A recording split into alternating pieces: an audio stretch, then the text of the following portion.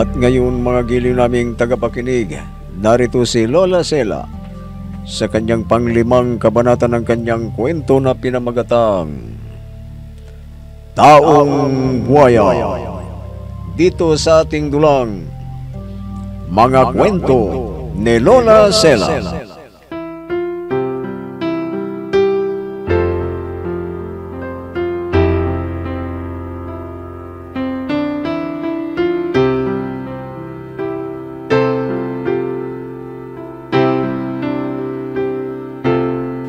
Nagpumutok ang bulkan. Aalis na sana ang mag-inang Elba at Chiyot. Pero pinigilan sila ni Don Magno.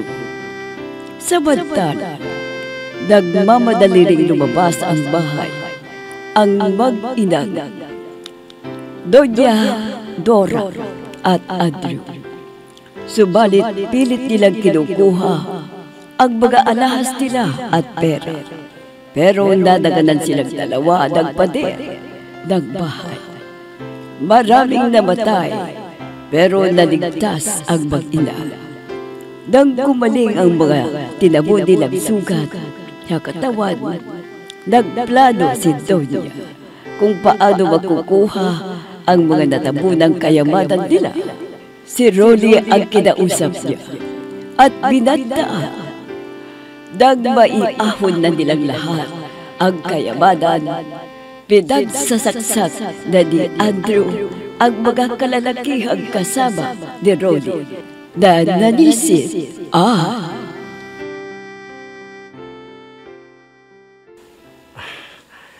Naiahon na namin lahat ang kayamanan ni Andrew. Umaasa ang mga kasamang kong papasuldan sila. Ay, napagod ako. Higa ko muna dito sa loob ng kwarto ito. Ano? Nakuha niyo na bang lahat ang mga alahas?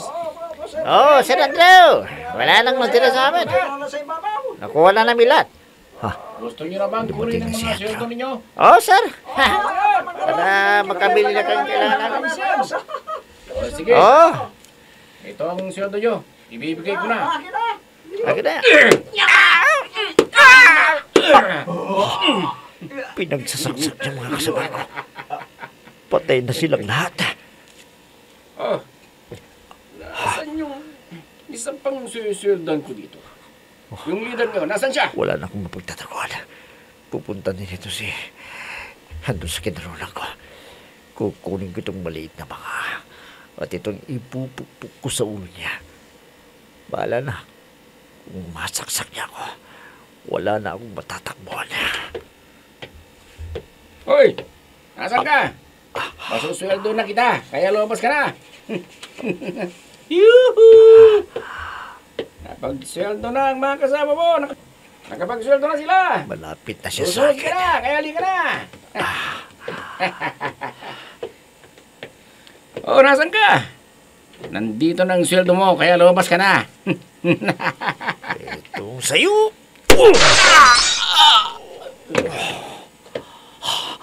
Tinabahan ko siya. Aalisin ako rito. Baka bumalik ang malay niya. Talagang papatay niya ako.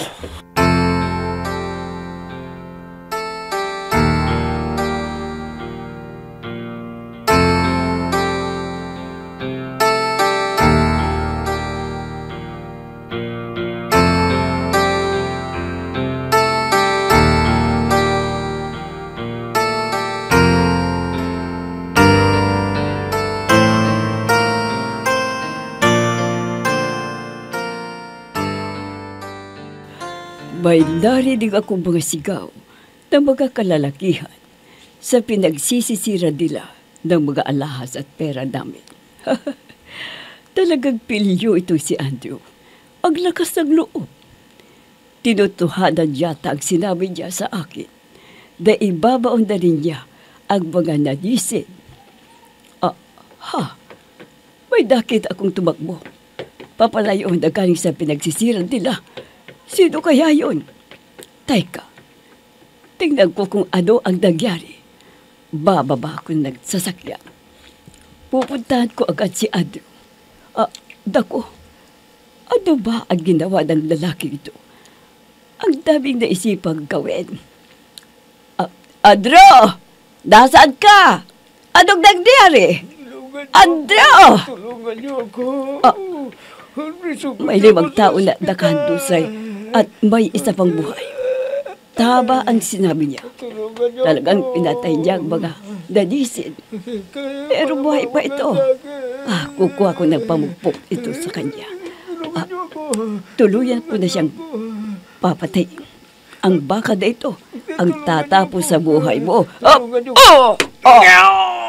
Hayan. Basag ang bungo. Tapos na ang paghihirap mo. Andrew, iho! Nasaan ka? Andrew! Ano itong nakikita ko? Malapitan ka ng konti. Si Andrew! Nakahandusay din! Andrew! Andrew! Anak! Nako! Dugo ang anak ko! Pinatay din yata nila ang anak ko! Andrew! Anak!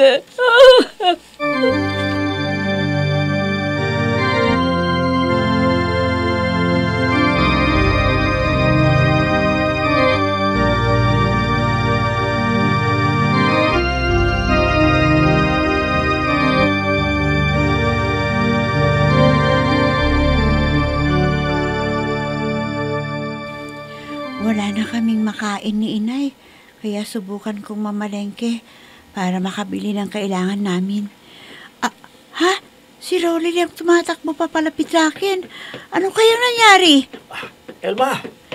Elma! Oh, Rolly! Bakit anong nangyari sa'yo? Bakit ganyan nagtsura mo? Pinagsasasak ni Andrew ang mga kasamahan ko. Ano? Diyos ko, buti hindi ka niya sinaksak. Isusunod sana ako pero medyo malayo ako sa mga kasamahan ko. Nang susugulin niya na ako, pinagpuko siya ng banga sa ulo. Kaya namulan siya ng malay at bumagsak siya. Napuruhan mo ba siya? Parang hindi. Kaya baka bumalik ng malay niya. Hanapin ako at patayin. Kaya magtatago na ako. Ang mabuti pa, sa lumang bahay ka na lang magtago. Halika, bilisan mo. Baka masundan ka ni Andrew.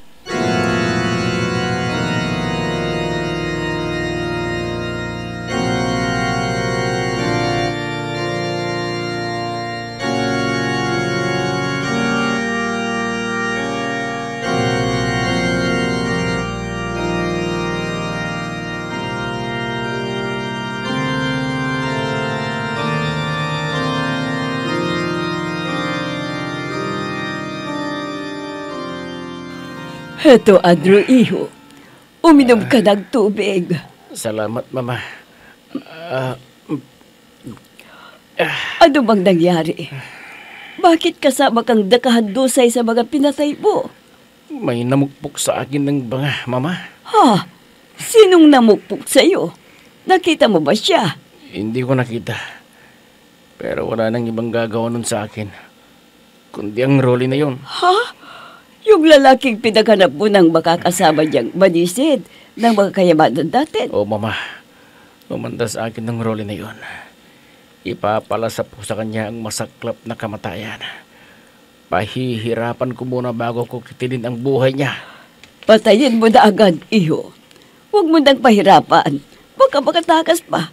At ikaw ang mapatay. Sisiguraduhin kong hindi niya ako matatakasan, Mama. Itatali ko ang mga paa at kamay niya. At saka ko siya paglalaruan. Manda kang hayop ka. Sinaktan mo pa ako. Kaya magbabayad ka. Magbabayad ka. Aray ko, ang bato ko, ang sakit. Pahinga ka muna, iho. Saka mo na lang hanapin ang gagong yon.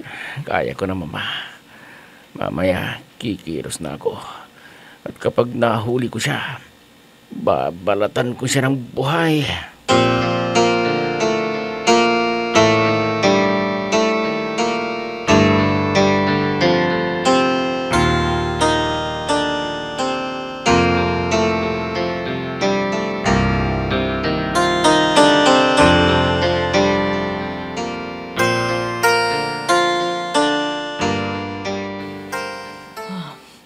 Talagang napakaitim ang budhi ng mang-inang yun, Rolly.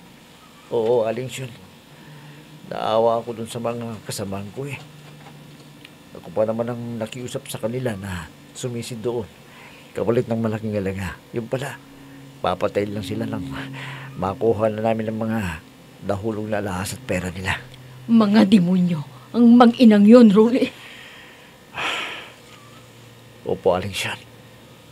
Ang problema ko ngayon, wala akong mapagtaguan. Dito ka na lang magtago, Ruli. Ligtas ka rito. Sir Magno? Sir Magno, mabuti at nandito na kayo. Nag-alala kami ni Elma. Di namin kayo makita. May pinuntan lang kami ng asawa ko sandali. Ruli, samahan mo sila Syon at Ilma na magbantay dito sa bahay. Oo po, Sir Magno. Maraming salamat po dahil pinayagan niyo akong magtago dito sa bahay ninyo. Sige, maiwan ko muna kayo rito. Papasok na ako sa aking silid. Oh, narinig mo ang sinabi ni Sir Magno. Dito ka na raw magtago, Rolly.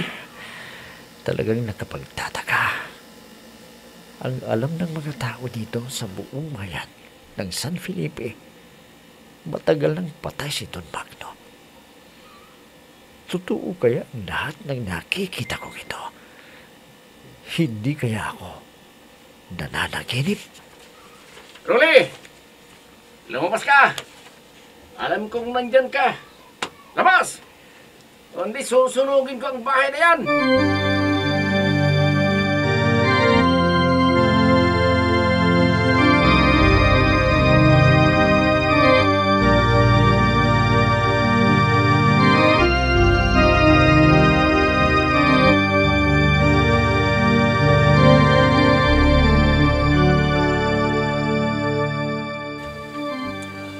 Drew, iho, kumusta ang lakad mo? Nakita mo ba ang hinahadap mo? Oh, hindi pa, Mama. Palagay ko, doon nagtatago sa lumang bahay. Kung nandun siya, pasukin mo na. Sinubukan ko uli, Mama. Pero hindi ako makapasok. Parang may humihila sa akin patas. Ano kaya ang meron doon? Bakit hindi ka makapasok? Hindi ko maintindihan, Mama. Nagtataka na nga ako kung bakit eh. Kung ganon, bumalik tayo doon. Ako ang papasok. Mama, baka mangyari sa'yo ang nangyari sa akin. May nanikmura sa akin na hindi ko naman nakita. Subukan lang natin. Kung hindi rin ako makapasok, mag-uutos tayo ng taong pwedeng pumasok. Sige, Mama. Babalik tayo doon at subukan mo rin ang pumasok sa lumang bahay nila Uncle Magno. Sige, tayo na. Bigyan mo ako ng balisong. At ako mismo ang papatay sa sinasabi mong lalaki.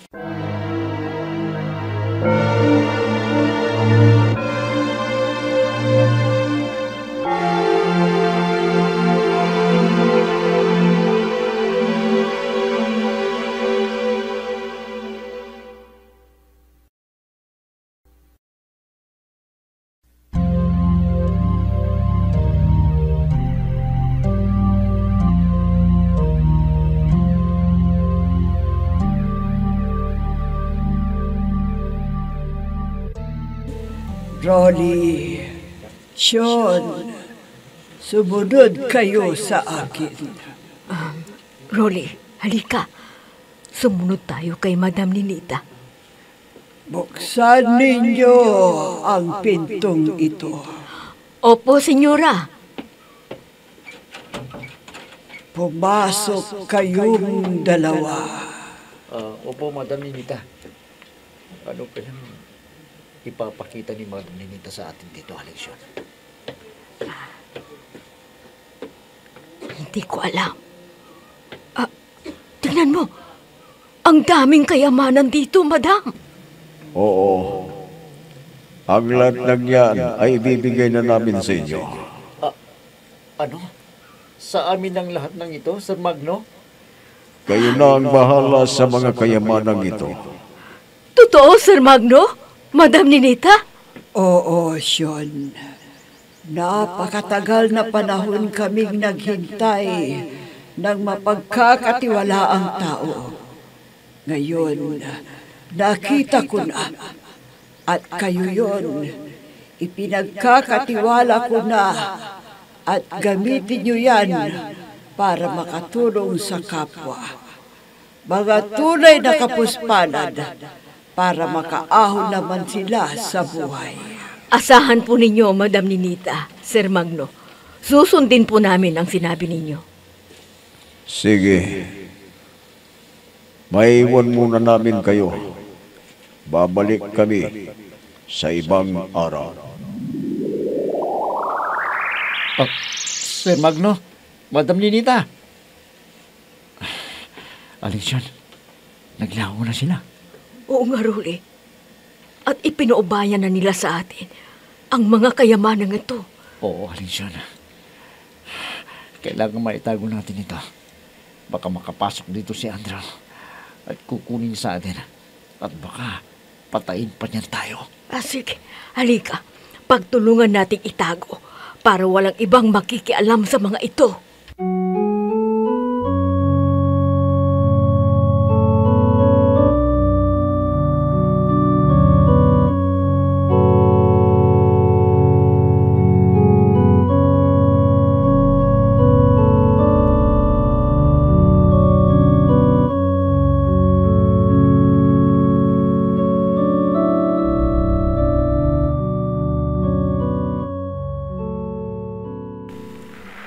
Nandito na tayo sa harap ng lumang bahay nila, Uncle Magno, Mama.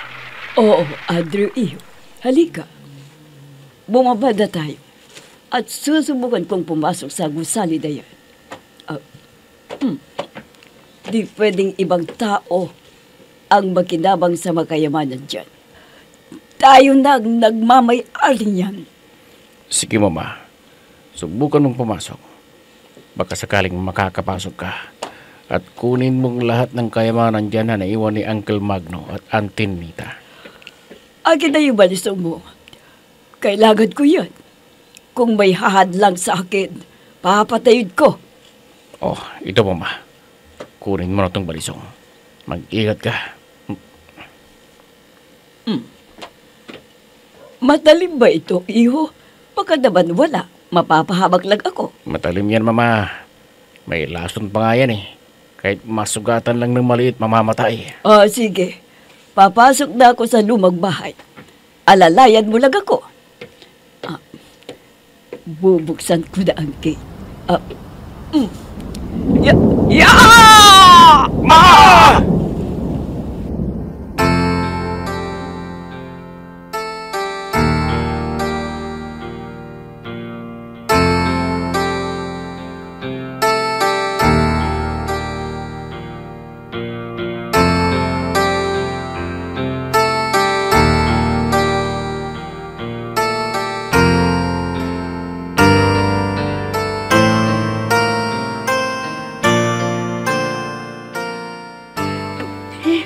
Buti na lang, nakabili na ako ng mga pangangailangan namin ni Inay.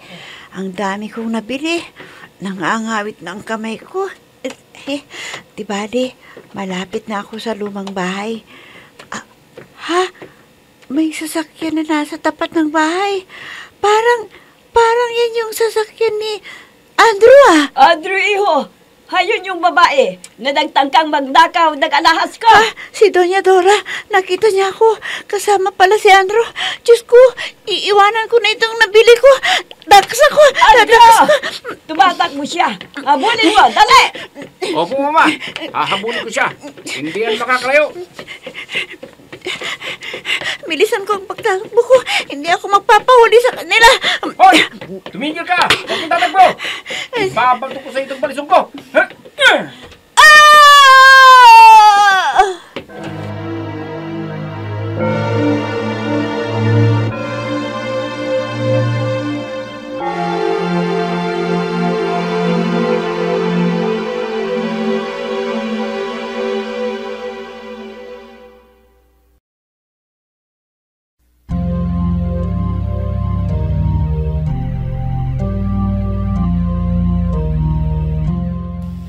Mahuli kaya ni Andrew si Elma. Mga mahal naming tagapakinig, huwag kaligtaan abangan ang huling kabanata ng ating kwento na pinamagatang Taong Buwaya. Dito sa ating dulang, Mga Kwento ni Lola Sela. Mga nagbigay buhay sa ating dula: Myra Abrihal Narnola, Susan Malignem, Ami Diaz, Oscar Ora, Robert Di Guzman, Jun Cabato, Eva Alcoreza. Technical Supervision at Musika, Oscar Ora. Nilapatan ng tunog, Robert Di Guzman. Sa panulat at direksyon, Amos Iglesias. Mga Kwento ni Lola Sela. Inihahandog ng IFRE Recording Studio para sa Pambansang Radyo ng Pilipinas, Bombo Radio, Philippines.